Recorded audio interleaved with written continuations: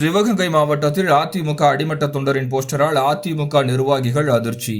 நாடாளுமன்ற மக்களவைத் தேர்தலில் போட்டியிட்டு அனைத்து தொகுதிகளிலும் அதிமுக தோல்வியடைந்த நிலையில் தோல்விக்கான காரணம் குறித்து அதிமுகவின் பொதுச் செயலாளர் எடப்பாடி பழனிசாமி பல கட்டங்களாக ஆலோசனை நடத்தினார்.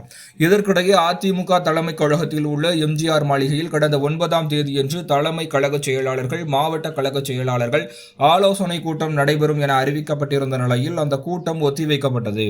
பின்பு அதிமுக அவசர கூட்டம் இன்று நடைபெறும் என அதிமுக பொதுச் செயலாளர் அறிவித்திருந்த சூழலில் சிவகங்கை மாவட்டத்தில் சிவகங்கை, மானாமதுரை, தேவகோட்டை மற்றும் பல்வேறு பகுதிகளில் அதிமுகவின் அடிமட்ட தொண்டர் ஒட்டிய சுவரொட்டியால் பரபரப்பு ஏற்பட்டுள்ளது.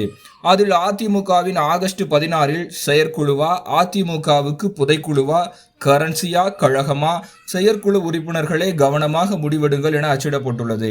இன்று சென்னையில் அதிமுகவின் செயற்குழு கூட்டம் கூட உள்ள நிலையில் அதிமுகவின் அடிமட்ட தொண்டரின் இந்த சுவரொட்டியால் அதிமுக நிர்வாகிகள் பலரும் அதிர்ச்சி அடைந்துள்ளனர்.